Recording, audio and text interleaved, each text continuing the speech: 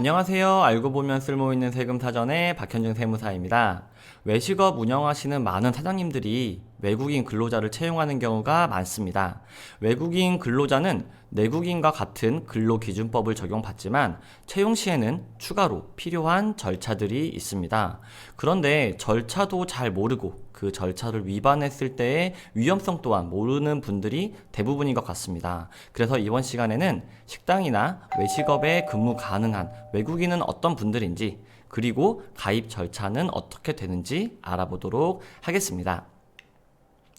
외국인의 체류 목적에 따라 비자 코드가 구분되어 있습니다. 이 비자 코드에 따라 외식업에 취업 가능한지를 알 수 있기 때문에 외국인 채용 시 꼭 신분증에 나와 있는 비자 코드를 확인하시길 바랍니다.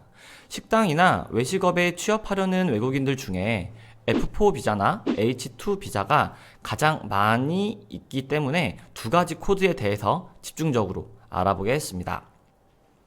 먼저 F4 비자에 대해서 알아보겠습니다. 한국에 가장 많이 발급된 비자 코드인 만큼 사장님들께서 가장 많이 만나는 분들입니다. F4 비자는 전문적인 자격증을 소지하신 분들로서 단순 노무 외의 업종에서 일을 해야만 취업이 가능한 분들입니다. F4 비자가 체류 기간이 길기 때문에 많은 외국인 분들이 자격증 취득 후에 이 비자를 받으시는 경우가 많습니다. 문제는 단순 노무에 서빙, 주방 보조가 들어가 있고 전문적인 일에는 주방장, 사무직이 있다는 것입니다. 결론을 말씀드린다면 F4 외국인 근로자가 한식, 중식, 양식 등의 조리사 자격증이 있다면 주방장으로서 취업이 가능하지만 조리사 자격증이 없이 취업하면 서빙 등의 단순 노무로 보아서 불법 취업으로 보게 된다는 것입니다. 즉 F4 직원을 채용 시 특별한 절차가 필요하진 않지만 조리사 자격증 확인과 주방장으로 채용해야 함을 기억하셔야 합니다. F4 다음으로 많이 보이는 분들은 H2 코드로 방문 취업 코드입니다. 단순 노무 업무를 할 수 있지만 채용 절차는 생각보다 까다롭습니다. 첫 번째 절차는 고용노동부 워크넷에 내국인 구인 신청하기입니다. 현재 내국인도 취업난이 심하다고 하잖아요. 그래서 일단 내국인 구인을 14일간 올려놔서 내국인 채용을 시도해보고 시도했지만 내국인이 구해지지 않는다면 그때 외국인을 알아봐라 라는 의도입니다. 두 번째 절차는 특례 고용 가능 확인서 받기입니다. 14일간 내국인 직원을 구하지 못한 경우에 사업장 관할 고용센터에 방문하셔서 특례 고용 가능 확인 신청서를 작성하시면 됩니다. 세 번째 절차는 근로개시신고 및 근로계약 체결인데요. 마찬가지로 사업장 관할 고용센터에 방문하셔서 근로개시신고 및 근로계약서 제출하시면 되는데 고용하고 싶은 외국인 근로자가 있다면 함께 방문하셔서 서류 작성하는 걸 추천드립니다. 이렇게 근로계약을 체결하면 4대 보험을 가입하고 일을 시작할 수 있는데요. 여기서 끝나면 좋겠지만 추가적으로 두 가지 보험을 더 들어야 합니다. 하나는 출국 만기 보험으로 외국인 근로자의 퇴직금을 보험으로 들어야 합니다. 그리고 마지막으로 임금 체불 보증 보험까지 가입해야 하는데요. 정말 쉬운 작업은 아닌 것 같습니다.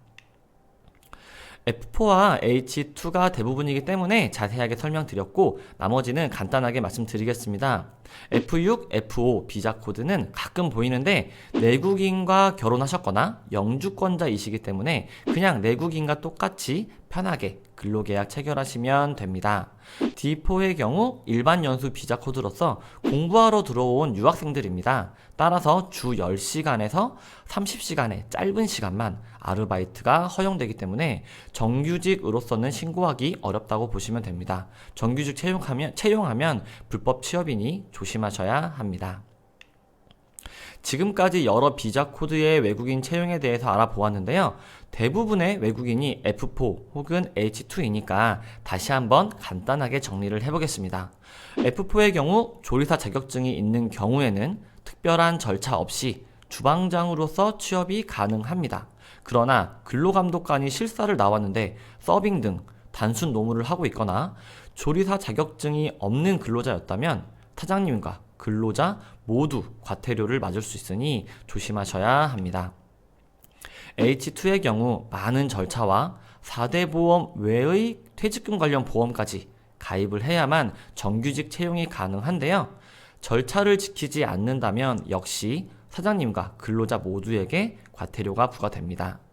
이처럼 내국인을 고용할 때보다 신경 써야 할 부분도 많고 불법 취업이 되면 과태료가 높기 때문에 항상 세무사 혹은 노무사와 상담 후 진행하시는 걸 추천드립니다.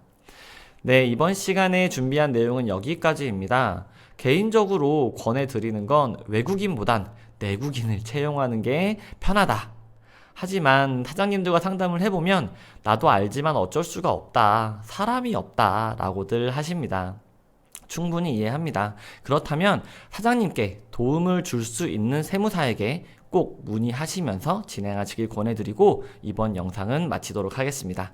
지금까지 알고 보면 쓸모있는 세금 사전의 박현중 세무사였고요. 시청해주셔서 감사합니다.